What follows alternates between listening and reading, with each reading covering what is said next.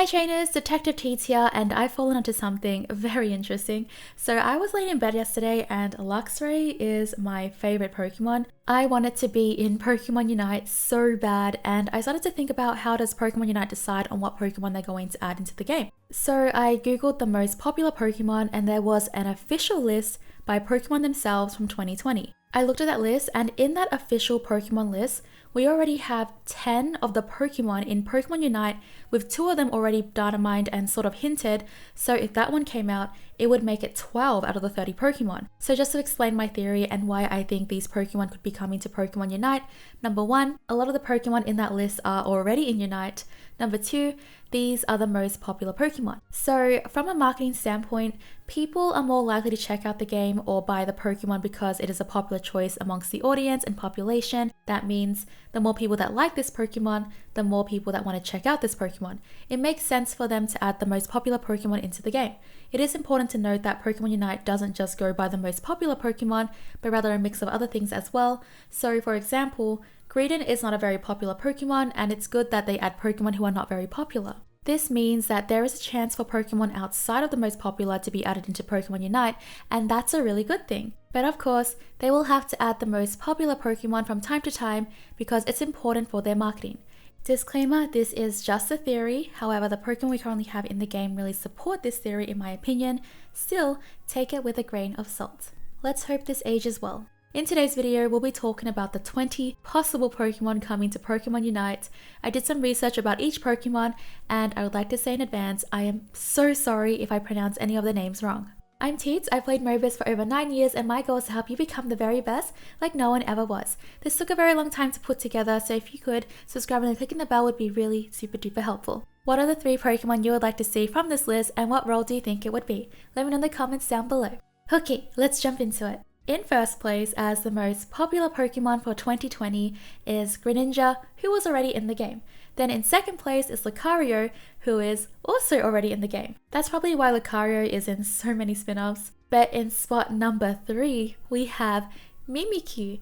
Mimikyu is honestly one of my favorite Pokemon as well, and I would be so hyped to see Mimikyu in the game. Mimikyu is a ghost and fairy type who is in disguise and resembles Pikachu. Mimikyu is a lonely Pokemon who disguises itself as Pikachu because of how loved and popular Pikachu is. Mimikyu does this in hopes to make friends. And I think I'm gonna cry. Who is cutting onions? If it comes to the game, I will main it just for this reason. That is so sad. In fourth place, we have Charizard, who is also already in the game. In fifth place, now this one is so interesting, we have Umbreon. Umbreon is an evolution and is a dark type. Whenever Umbreon gets angry, it sprays poisonous sweat into the offender's eyes. Eevee evolved into this form due to exposure to the moonlight, altering its genetic structure. This Pokemon is rare in the wild and is more often found in urban areas under the care of people. So there is a theory that because Sylveon was introduced with Eevee, that we will not get any other evolutions, but after some thought, I think that will not be the case. Baby Doll Eyes is a fairy type move, but Eevee learns that regardless in the main series, usually at level 9 from Gen 7, or level 15 in Sword and Shield. Even the other evolutions learn it at the same level despite not being a fairy type Pokemon. And when I think about it, Sylveon has such fast leveling progress. It gets its second move at level 2, and it evolves at level 4 and gets one of its main moves on the same level. It makes me think that Eevee is set up to level faster than others because they want to possibly introduce more evolutions into the game. Again, this is just a theory, but it makes so much sense and it gives me hope that we're going to see other evolutions in the game because this game doesn't really have any counterplay we're building. And you can also see who you're up against in the loading screen. I feel that there shouldn't be much confusion, especially since it levels so fast. So personally for me, I don't see much of an issue introducing more evolutions. In sixth place, we have Sylveon, who is already in the game and was released after Switch launch. In 7th place, we have GAMECHOPS, who is also already in the game. As you can see already, Pokemon Unite has so many Pokemon from this list. It really makes me think that they are following this list at least partially. In 8th place, we have, I don't know how to say this, Rayquaza.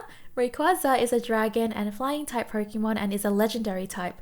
A large green serpentine Pokemon, it's also able to soothe other super ancient Pokemon, and Rayquaza is said to have lived for hundreds of millions of years, feeding on water and other particles. This legendary is rarely seen by other people. At the moment, the only playable legendary Pokemon we have is Zeraora, who is a mythical Pokemon, and the difference between legendary and mythical is how they are acquired in the main game series. Legendary are often encountered throughout the course of the story within the game, and mythical can only be encountered through outside means. So that is what I think the main difference is, but if there's more to it, feel free to let everyone know in the comments down below.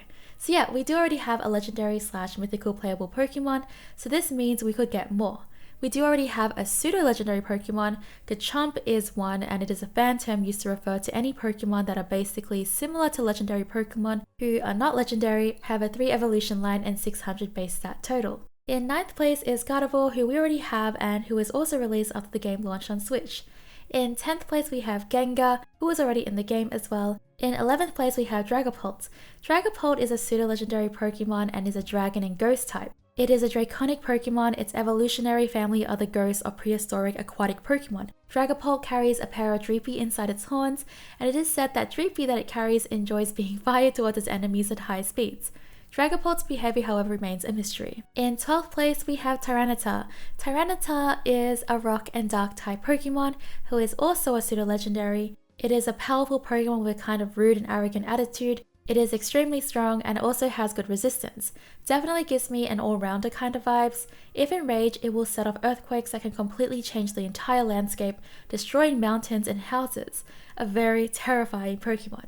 In 13th place we have Bulbasaur, who is already in the game. In 14th place we have Toxtricity. Toxtricity is it Toxtricity or Toxtricity? I'm not too sure, sorry. It is electric and poison type Pokemon. It is known to be short-tempered and very confident in its amped form. It will aggressively attack anything that makes eye contact with it.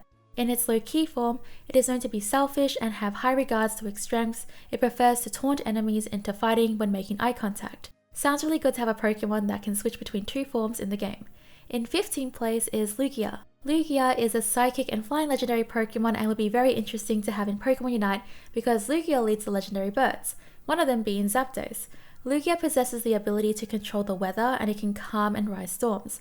Flapping its wings can hypothetically spawn storms lasting super long as 40 days. It is highly intelligent Pokemon, and because of how powerful it is, Lugia chooses to isolate itself deep underwater to sleep in solitude. Lugia is apparently the only Pokemon that learns Aeroblast, which is its signature move. It is a move that deals damage to the target even at a distance and has a high critical hit rate. I would love Lugia in the game. Lugia was like one of my favorite Pokemon when I was a lot younger, alongside with Articuno, so I would love to see Lugia be a playable Pokemon, but I have no idea how likely that will be. Because that Pokemon was so iconic to me when I was a lot younger, it just feels like I don't deserve to control it in my game. I don't know, it's really weird. In 16th place, and I would like to also say in 22nd place, we have Rowlet and Decidueye. I have Detective Teeds this one already, but if anything, this kind of supports the theory more of Decidueye and Rowlet coming into the game, just a bit, since they seem to have used so many Pokemon from this list already, and if Decidueye does come to the game, I think this makes this theory and list even more likely, which is crazy to me, and I hope we do see Decidueye come to the game in the future. I have a video linked down below for the video about Decidueye and the hints we have so far, because it also did show up in the data mine for a bit, so if that interests you, feel free to click on that link after this video. In 17th place we have Aegislash. Aegislash, again I don't know if I'm saying that right, is a steel and ghost type Pokemon. This Pokemon is capable of changing its stance in the middle of battle, so it sounds like it could be a stance changing Pokemon. It possesses spectral powers and manipulate people and Pokemon. Legend has it that whoever it recognizes as a worthy leader is destined to become king. This Pokemon apparently has served generations of kings and is rumored to have drained the life of one king, causing his kingdom to fall. Wow, okay, go off king. Aegislash is the only Pokemon that can learn King's Shield, which has the Pokemon take a defensive stance while it protects itself from damage. It will also harshly lower the attack stat of any attacker who makes direct contact. In 18th place is Chandelure. Chandelure is a ghost and fire type. The flames of Chandelure do not burn their victims physically, but will instead burn their spirit. It will absorb the victim's spirit. That sounds terrifying. It is said that any spirit that gets incinerated by Chandelure's flames end up losing their way and are forced to wander the mortal world forever. The lore of some of these Pokemon are so scary, and I understand the name completely. Honestly, it makes me want to look at the lore of the Pokemon we have now, and I would love to make a separate video on it, so let me know in the comments down below if that's something you'd like to see. In 19th place, we have Pikachu, who is already in the game. In 20th place, we have Eevee, who is also already in the game. In 21st place, oh my gosh, in 21st place, we have Luxray. Luxray is my favorite Pokemon. I'm actually going to cry. Like, I would literally cry. If Pokemon Unite ever announced Luxray, I don't know what I would do. Like, that just sounds like a dream come true to me. It's crazy. It makes, oh my gosh, I'm a bit panicked now. I can't even imagine just being able to play Luxray. That just sounds so cool and it would make me so happy. So Luxray is an electrical type. I'm literally shaking, oh my gosh. Luxray has powerful eyesight that is capable of seeing through most objects and walls, literally like X-ray vision. It uses this ability for hunting and also to keep track of its baby shinx. I'm so sorry, I'm shaking. To keep track of its baby shinxes. This ability, however, uses a ton of electricity, and as a result, Luxray needs to sleep for long periods of time to store up energy. Oh my gosh, please add Luxray into the game. I would be so happy. In 22nd place is Decidueye, as I said earlier with Rowlet. In 23rd place is Zoroark. So Zoroark is a dark type Pokemon who has also recently been announced with its new form in the Pokemon Legends Arceus. Zoroark lives in groups where unity is strong. It is also a very protective Pokemon of those it cares about and will go to any lengths to keep their loved ones safe.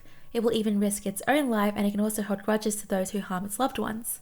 There are stories that say that Zoroark punishes those who attempt to catch it by trapping them in an illusion. In 24th place we have Lycanroc. Lycanroc is a rock-type Pokemon that has 3 different evolutions. We have Midnight form, where it is thrilled by battling and becomes more excited the stronger its enemy. In Midday form, it is calm and cautious, it will avoid needless fighting and prefer to live alone. In Dusk form, it shares traits from the previous 2 forms, its calm and loyal nature with Midday, however, it has the fighting spirit of Midnight. In 25th place, we have Corviknight. Corviknight is a flying and steel Pokemon. Corviknight is said to be the strongest bird Pokemon in the Galar region and is able to scare a Pokemon that tries to challenge it. It is very intelligent and has great flying skills that it serves at a company called Galar Taxi. It transports people from one place to another. In 26th place is Flygon, who is a ground and dragon type. Flygon lives in the desert and is typically searching for food with Crocodile. Flygon kicks up sandstorms to hide itself, and its wings make a singing sound when flapped, giving Flygon the name the Desert Spirit. In 27th place we have Hydreigon. Hydreigon is a dark and dragon type and is a pseudo-legendary Pokemon. Hydreigon is a violent and destructive Pokemon. It will attack anything that moves. Many stories describe Hydreigon destroying entire villages. Now that is horrifying. In 28th place we have Blaziken. Blaziken is a fire and fighting type Pokemon. Blaziken is a chicken-like Pokemon. It is a Pokemon rarely found in the wild. Its flames burn more intensely when it faces stronger enemies. Every several years, Blaziken's old feathers burn off and new feathers grow back in their place. In 29th place we have Sceptile. Sceptile is a grass and dragon type Pokemon. Sceptile is a jungle Pokemon. The seeds on its back contain nutrients which are said to be able to revitalize trees. It is capable of leaping freely from branch to branch. While it has the ability to slice down thick trees, it is known to care lovingly for the plants in the forest. This Pokemon regulates its body temperature by basking in the sunlight. And we finally reached the end. In last place we have Snom. I don't know how to say it. Snom? Snom is an ice and bug type Pokemon and it's super cute. It is a small larval Pokemon. Snom anchors itself to branches with rigid threads and disguises itself as icicles while sleeping. Snom consumes snow that has piled up on the ground. The more snow it eats, the larger the spikes on its back grows. Okay, so that is the most popular Pokemon of 2020. It makes a lot of sense why they would go based on this list, so let's see if Decidueye comes out, because I think this will support the theory even more. Only time will tell if this theory is correct or not, but so far 10 of the Pokemon from this list are already in the game, and that is insane. Like, if we just got maybe 5 more from this list, it already makes it half. That's crazy. So yeah. Okay, so who are your top 3 from the list? What role do you think it would be? Let me know in the comments down below. Thank you so much for watching, trainers. Bye!